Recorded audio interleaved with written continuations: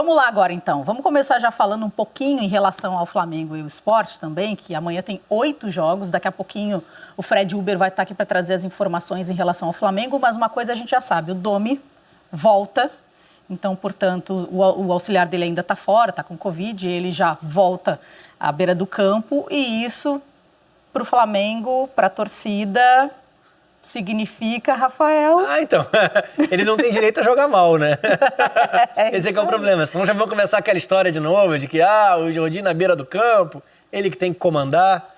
Uma balela, né? É óbvio que é um trabalho baseado na comissão técnica, independentemente da presença ou não do Domi pela questão do Covid.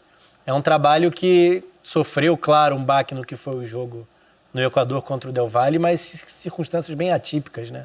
Que a gente falava, era o primeiro jogo do Domi na altitude na carreira, o reconhecimento é diferente, uma noite em que as coisas funcionaram muito bem para o Del Valle, que tem uma boa equipe, mas a gente viu que a distância, obviamente, não é do 5-0 na partida da volta e a afirmação do Flamengo no Maracanã. Talvez no jogo que não fosse para 4-0, mas num jogo de segurança, de afirmação para o Flamengo. E eu acho que é sequência assim, de trajetória contra um adversário perigoso, né? Esse esporte que protege muito bem a própria área, que pressiona bem a bola, que tem bolas paradas fortíssimas, ofensivas, tem conseguido um número alto de pênaltis a favor, a equipe que mais teve pênaltis a favor no Campeonato Brasileiro, né? E que subiu de maneira meteórica dentro da classificação, porque é um trabalho muito competitivo. A questão de encontrar uma identidade, de ter elementos até em determinados momentos para construir, trocando passes, para chegar à área adversária, como foi gol feito contra o Grêmio, né, o gol do Patrick. Então, acho que é uma equipe que pode trazer algum tipo de dificuldade, até pela ausência, ou pelas ausências. Everton Ribeiro, fundamental, e a gente viu a participação no segundo tempo contra o Atlético. Arrascaeta, convocado. Gabigol, machucado. Rodrigo Caio, o principal dos zagueiros. E o Isla, que ainda tem a pendência, né, da ida para a seleção chilena ou não. Mas deixa o coitado do Fred Uber falar tudo isso. Porque a gente já está antecipando as informações, claro, mas o Fred já está aqui a postos para trazer as informações e os detalhes, que a gente já estava falando realmente algumas ausências e mudanças, agora com o retorno do Domi. O Pet também está aqui atento às informações. Boa noite, Fred. Boa noite, Karine, Rafa, Pet. Realmente, como o Rafa estava falando aí, já vai chegar tendo que decidir, ter que armar esse meio-campo, essa parte de criação do meio-campo, sem os dois principais jogadores, né, dali da armação, o Everton e o Arrascaeta.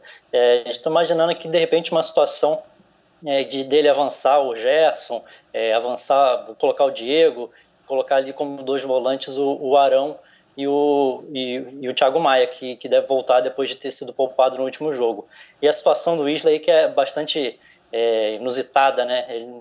Ele foi convocado pelo Chile, poderia jogar pelo protocolo, já que está mais de 10 dias de quarentena, já até jogou o último jogo do Flamengo, mas não pôde viajar porque o teste dele ainda deu positivo e ele não teve autorização para desembarcar, né, no Uruguai, onde o Chile vai enfrentar o Uruguai. E então o Flamengo ainda está dependendo da situação do Isla. Para poder escalar o Isla, o Flamengo precisa de uma desconvocação oficial da Federação do Chile, só que eles ainda estão tentando lá uma liberação para o Isla poder viajar para o segundo jogo das eliminatórias, que vai ser contra a Colômbia. Boa, Fred. Quero escutar agora o Pet, que está ali quietinho. Foi correndo para casa de volta para participar do troca de passes, depois de ter dado com a cara na porta aqui quase praticamente, né? Mas, Pet, vamos lá então. Como você enxerga essa volta do Domi e também essas mudanças, né? Porque, querendo ou não, ele já volta com a mesma pressão. Sempre que tendo a ausência de alguns jogadores, a questão também de ele estar voltando agora de Covid, ele não teve nem tempo realmente para se adaptar também a essas críticas da torcida, que a gente sabe que é comum e faz parte. Bom, Karine, é o seguinte, Domi volta e reforça o Flamengo, teoricamente, né? Isso é boa notícia para o Flamengo e para a torcida. Agora é o seguinte, está perdendo alguns jogadores. Quem está perdendo e vai ser muita perda é de Arrascaeta, porque está jogando muita bola ultimamente e foi um dos líderes nesses dois jogos importantes que o Flamengo teve, né? Contra o Palmeiras e contra quem jogou o último jogo? Esqueci agora. Atlético Paranaense. Atlético Paranaense, exatamente. Agora, o Everton Ribeiro começou no banco, o Rodrigo Caio não jogou, então perde esses jogadores, mas na situação última, das últimas duas partidas, teve a entrada dos garotos e muito boa. Hugo continua no gol. Acho que o Flamengo, mesmo enfrentando o Sport, que vem de 3 vitórias seguidas no campeonato, mesmo com desfalque, vai ser favorito no jogo, porque histórico no Rio de Janeiro tem muito mais a favor do Flamengo. Então, acho que vai ser jogo bom, duelo dos rubro-negros. O Sport está crescendo muito na produção com o Jair Ventura, uma, digamos, surpresa talvez para muitas pessoas, porque o Jair Ventura foi denominado como retranqueiro, que só proativo, que não joga no ataque, que é defensivo, que não sabe. Mas agora o Sport se mostrou totalmente diferente. E essa última vitória contra a Bahia, 2-1, foi muito importante para o lado do Sport e muito ruim para o lado do Mano Menezes. Então acho que vai ser um duelo muito difícil, mas mesmo assim eu acho que segue sendo um pouco favorito o Flamengo.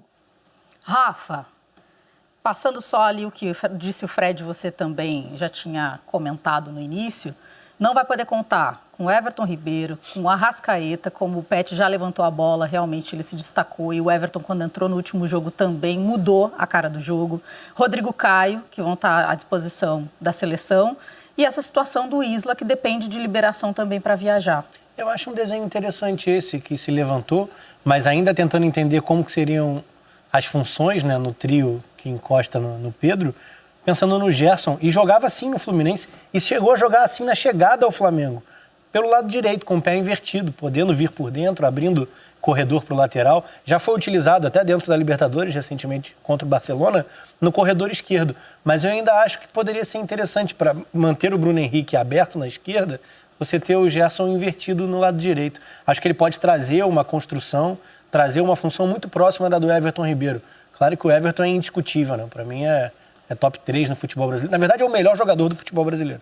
Mas como as temporadas do Marinho e do Thiago Galhardo vêm em alto nível, pelo menos o brasileiro deles dois vem em alto nível, a gente tem falado num trio, né? Santos, mas o Everton, que não vai contar com o Marinho, a gente vai falar. Não só Marinho, Carlos Sanches e Soteldo, só isso. Daqui a pouco também. Mas o trabalho é esse dentro do Campeonato Brasileiro, falar das ausências e de quem tem mais o que oferecer quando tem um grande número de desfalques. O Flamengo tem.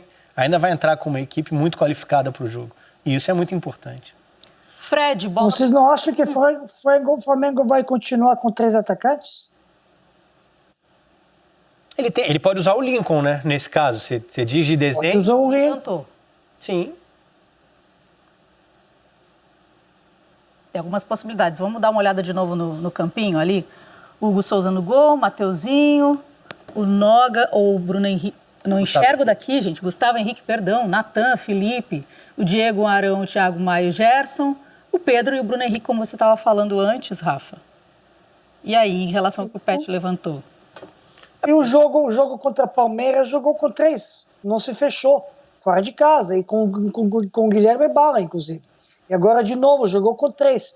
Por que agora, na volta do Domi, ele vai mudar o sistema com 3 atacantes? Não eu nem imagino o Gerson compondo tanto o meio, não. Seria realmente aberto no lado direito. Numa função próxima do Everton, mas sim, você acaba não tendo 3 atacantes de ofício no time, né? Quando você faz esse desenho, sem dúvida. Mas agressivo no posicionamento, de qualquer forma. Joga em casa, jogou fora contra Palmeiras com 3 atacantes. Sim, sim. Totalmente desconfigurado, desfalcado com os meninos e não teve medo. Bem lembrado. Jogou agora contra o Atlético também com 3 atacantes. Mudou um pouco, o Rincon no banco, começou o Vitinho e tudo isso. A Everton já não estava recuperado, então mudou totalmente o jogo porque o Vitinho foi mal. Mas, e por isso eu estou achando, pode ser que mantenha esquema, organização e sistema tático, entendeu? Agora, claro que tem essa opção de jogar com o Gerson pela direita, ou no meio, ou com 2 meias, entendeu? Ou jogar um losango com um volante, que é o William Amaral, 2 meias, né? Gerson e Thiago Maia, e Diego organizado lá na frente e nas costas do Bruno Henrique e Pedro se optar por dois assim. Pode também fazer esse tipo de organização. Mas eu acho que vai continuar com 3 atacantes. Fred, mais informações em relação ao Flamengo? Eu acho que essa dúvida que o Pet está aí, eu acho que deve ser a principal dúvida do Domi também para o setor ofensivo, se entra ali com o Diego ou se mantém o Lincoln para manter esse esquema com 3 atacantes. Acho que vai ser curioso também observar qual vai ser a dupla de zaga, né? O Natan a gente imagina que vai continuar pelas boas partidas que fez, mas vamos ver se ele vai manter o Noga, né, de 18 anos, porque agora ele tem, apesar de não ter o Rodrigo Caio, ele tem à disposição Gustavo Henrique, Léo Pereira e Túlio. Vai ser interessante, se ele mantiver o Noga, vai ser uma coisa bem interessante para se observar. Vamos falar também do outro lado em relação ao esporte, Jair.